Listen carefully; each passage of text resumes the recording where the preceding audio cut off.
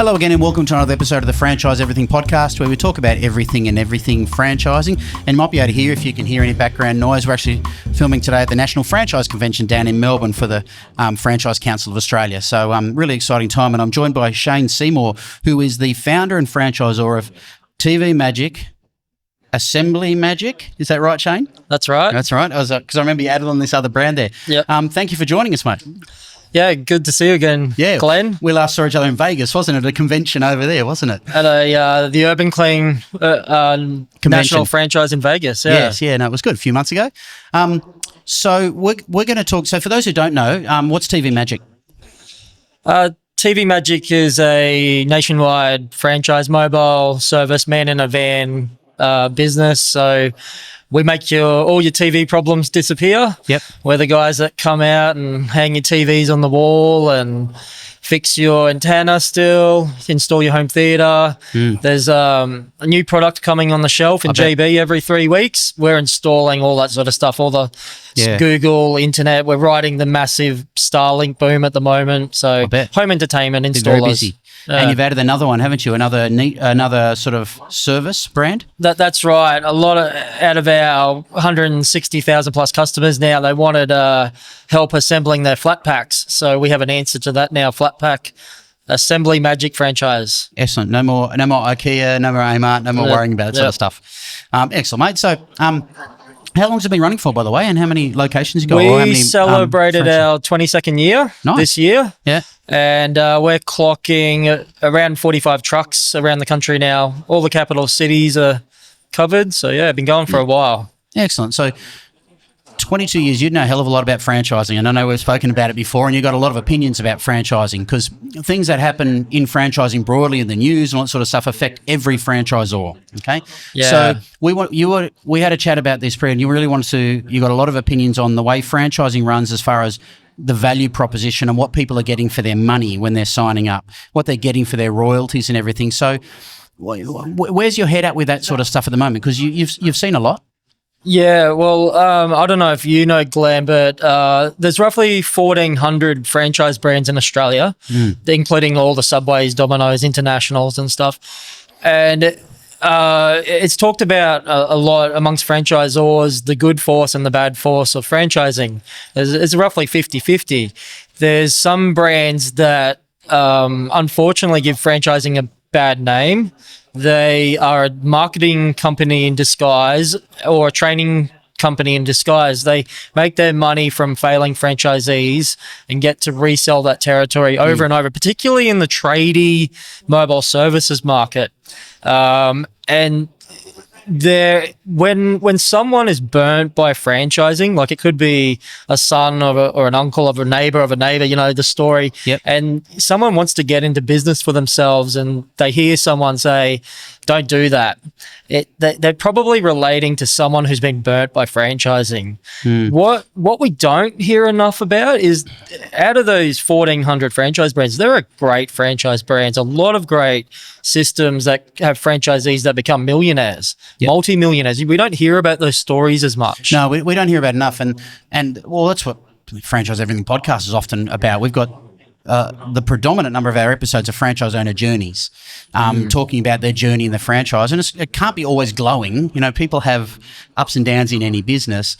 But, you know, I totally agree with you. I mean, I'm not sure of numbers and all that sort of stuff there, but I always say when I'm doing stuff on social or commenting or anything like that, saying, if you join a good franchise, you'll generally do pretty well if you follow the system and do everything there, right? There's always exceptions, but caveat is a good franchise. Because you're right, there are ones out there that are not so good. And usually where they're falling down is they're not supporting you in how they promised they'd support you. Correct. And they're not giving the services that they promised they'd give you when they came in. That is generally where the problem is. Anyone can come up with a brand. It's not that hard. So what have you seen out there? So and you said particularly in the trades and mobile services, you see a bit of this sort of stuff? Well, a big one that comes to mind would be, lack of support, but another one is oversaturation. Yep, cannibalization of territories. The franchisees feel like they're a seagull at the beach fighting over a packet of chips. There's not enough work going around. the term responsible franchising. You probably heard of that. Yeah, of course. It's not about selling. It's about granting a franchise. We, as franchisors, we should turn people away that aren't ready for a business, or if our market isn't ready to put on an extra franchise in a city or a town. Why are we doing it? With our franchise model, and I can speak for ours, but I know a lot of other good brands that do the same. I learned from them is we design the territories, we design the fees that favor the franchisee more so than us, so they have a real chance to grow their business because they're the people that make your brand. Yeah, and they're supposed to. And I'm seeing a lot now, and it does worry me because if you see the way social media is working and the way franchise brands, and I'm encouraging, and you're seeing it out there, at franchise brands, if they wish to grow, then they need to have authentic, real stories of people and their experiences in the business, right? Yeah. And I think everyone needs to see that. None of these, gone are the days of boardroom testimonials, scripted testimonials, glossy brochures and all that stuff. That's BS. It's all gone, right? Yeah. It's not going to work. It might work for some, but not for long. And what I'm seeing is brands not paying enough attention to when people are exiting and having bad experiences from franchise. They're starting to comment. They're starting to post things. They're starting to think. So it's no longer a secret anymore. You can't keep a secret. Yeah. You can't keep this stuff quiet anymore. So I think you're spot on. We're seeing more and more of it. Yeah. Of people's experiences, but everyone's experience is going to be different, isn't it? For sure. And a lot of different industries out there and brands, but like if you are considering buying a franchise, one of the best things you can do is ask to talk to the poster childs, and then ask to talk to a couple of problem childs as well, so that you can get some reference and find out why the lowest performers are what they are. If you speak to our lowest performers, you're still going to talk to happy franchisees. They're not earning the same money as the top guys, but they're by choice running the business as a lifestyle business, not because of they're actually struggling. Very, very different story. And a lot of franchise systems where they're closing up shop 12 months later, they shouldn't have been sold the franchise to begin with. It's very interesting point, Matt, and that's an excellent point, is that when you refer to poster child, every franchise brand generally has a handful of people who are brand champions, who a franchisor can rely on every time to say, they've got them on videos mostly and all that sort of stuff there. So they're always doing that sort of stuff. Yep. And normally, those ones who aren't as successful are normally, you don't need to talk to that person, or they keep them relatively quiet there. Try and, so I think it's a great idea. Insulate prospect from talking to those guys. Yeah. I invite prospects to talk to those guys. Yeah. So. And you've, especially for mobile services, you've picked up on a point there that we've been talking about for quite a while, is that people need to be aware that some people have different expectations and goals in a business. Yes. So I know a lot Correct. of franchisors who get a bit crappy when a person on a territory is only earning 150K when they think that territory should be earning 350 with its potential. Yeah. But that's all that person wants to earn. I know. They don't want to work harder. That's right. And let's use, maybe not McDonald's, but a Subway. You can have a different experience from a Subway store in Darwin to Melbourne, and that's dependent on how that particular store owner runs their store. And you have to accept that to a degree. And that franchising does. It's meant to give you the freedom to do it how you want within the guidelines of that system. So, I'll just stick to what you know, your space. What I know, mobile services, tradie environment. There are a lot of different personalities, and they would go about this running their business in a very different way. They really do want to just work 3-4 days a week. That's why they got into it, the freedom. Yeah. Others, they are younger, they mightn't have kids or a family or a wife yet, and they want to put in that 60 hours and earn a couple $100,000. They're really flogging it. Yeah. So when someone doesn't want to do that, to give an example, so people can get something out of it. So if you've got a person who you know that the territory can be doing a lot more, but they want a lifestyle and they don't want to do any more, is there a mechanism that you can go to them and say, hey, let's split the territory and sell it, and you can get a bit from it and get someone else into it? We do. That's we don't interfere too much. Yep. So we let that franchisee to the most part. But yes, there is an opportunity for that to happen. Yeah. So what do you say to people then who come to you? You'd speak to inquirers who are interested in buying a franchise, who hit you with something negative, that franchises are whatever. Yep. How do you rebut that, or how do you try and explain to them your opinion and your view of things? Well, So someone around the barbecue. I might do a few name drops. Yep. And here at the NFC, where we've got all these brands here, I haven't seen any of those names here, but usually it sometimes they're the hardest prospects to talk to. If they personally know someone burnt by franchising, it doesn't go much further. Who's been burnt by franchising? Yeah. So even putting that out there that this is possible, and who can you trust? I would love to name drop good brands, but franchising is designed to be a win-win-win. Win for your customer, win for the franchisee above all else, probably, and also head office so that they can support the whole operation. You've kind of got me on that one. I mean, so for example, let me rephrase it, because that's okay. Let me rephrase it. So someone comes to you and says, I'm interested in buying a business, and your business came up, I saw it online, but I'm really worried about all the crap I hear about franchises. Okay, yeah. So how do you respond to that? It's a one-liner. Go talk to our franchisees. Okay. That's about all I have to say. Yeah, and that is powerful. Yeah. That is powerful. And then I've got a lot I could say, but do you know what? I'd rather have them say it for me. Yeah. And they don't. And I just ask the prospect to say, when you call them, they might be busy. They're very busy in their business. Just let them know that you're inquiring about such and such an area, and ask them a few questions. What was it like when you started? Are you profitable? And would you do it again? There's some of the big questions. And for us, they're all going to be, we've got an awesome culture. They'll be like, do it already. Yeah. So what are the main reasons that people are inquiring? So what's your price point of a franchise? So ours is relatively low. It's gone up to 110 now. Yep. So it's floating around that 100 grand mark. Okay. Yeah. So when those people come into you and inquire about that business at that level, this mobile franchise business, what are the main questions that they have? You know, what are they going to say? I'm interested in a business and I'm looking at X. Yeah. What are the main thread of questions you mostly get that they're trying to understand? Yeah, okay. Yeah, for our franchise specifically? Yeah. Sure, okay.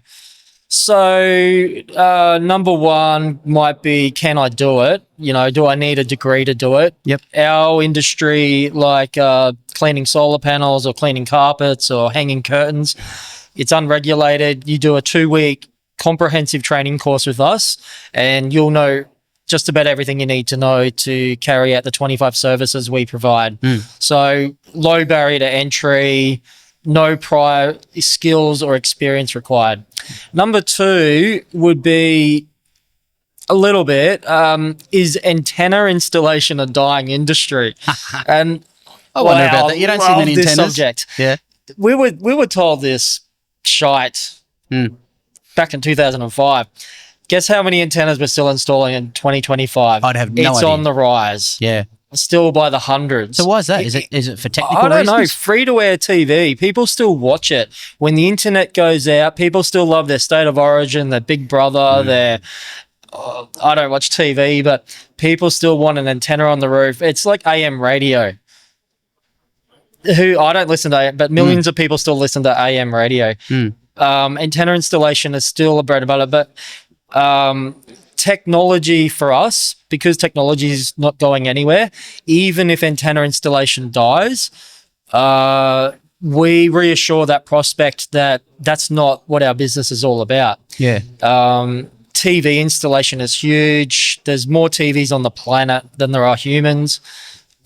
Some people have no TVs, but some people get us to install 5 TVs. I was about to say, some people have 5 TVs, I gather. There's 14 TVs at your local police station, at every McDonald's store. TVs are freaking everywhere. Yeah. So, yeah. Okay, so as we wrap it up then, because this is quite a bit more, there's a bit of TV magic in this, but a bit of opinion on franchising, and I sense a bit of frustration from you on franchising, the way some brands in your eyes have brought franchising down and made it more difficult for you to grow your business. Yeah. What would be your message? Should we get your message to people looking to get into a franchise?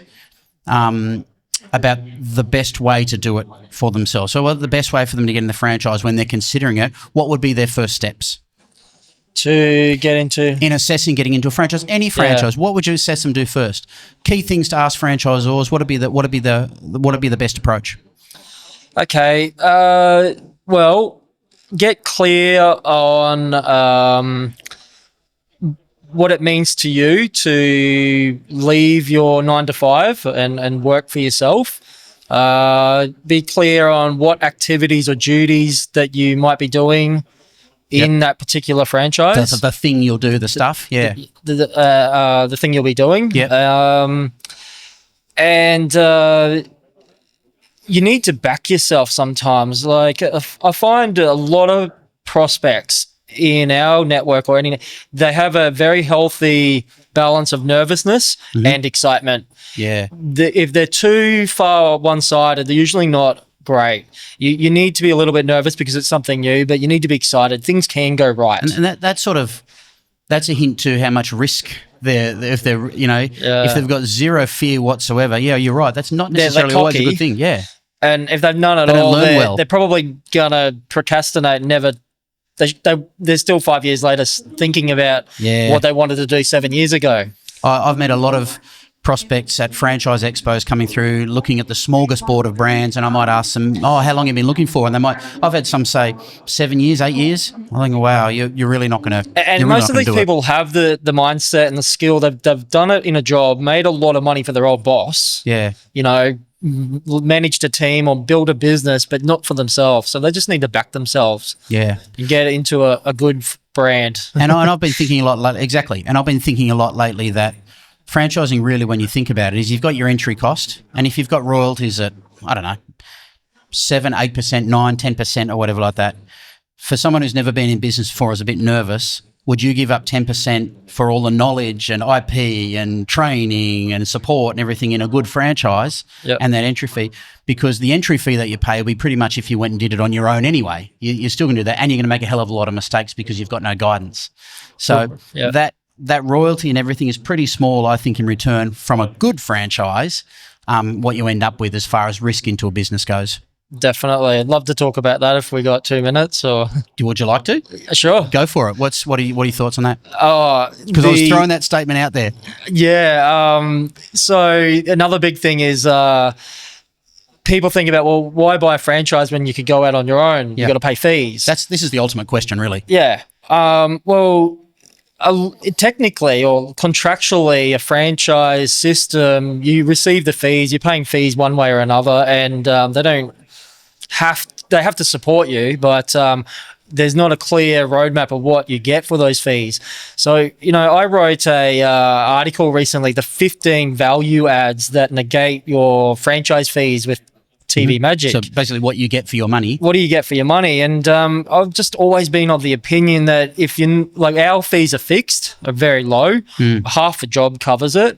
And I'm still thinking, well, why do you have to pay that whatsoever? We're not giving you value back. So there's 15 different ways we do that. An example might be a interstate franchisee has a breakthrough, and they share that best practice, and that will bring in an extra 20, 30 grand that gets spread throughout the entire network. And if you weren't in our franchise or you're out on your own, you're not going to get that benefit. You wouldn't know it. Bulk buying power, support. A lot of good franchise systems have, so you might think you're clever and you've got a lot of great ideas and you go out on your own, you probably can, but a lot of franchise systems have done it 50, 10, 20, 30 times more than you. So they've already tested your 1,000 good ideas and they've tweaked it, or they've ruled out that doesn't work. And so that's why they give you that leverage to run, more efficiently marketing campaigns or better ways of doing things. And you're paying a low fee to get all that leverage. Yeah. If that makes sense. Yeah, it's a shortcut, isn't it? A shortcut. Fast tracking success. That's a perfect way to finish, mate. Yeah, perfect way to finish. I think so. Shane, thanks so much for joining us, mate. It's been a pleasure. Thank you, mate. That's it for another Franchise Everything podcast. Hope you really enjoyed that one. We'll catch you in the next one very soon.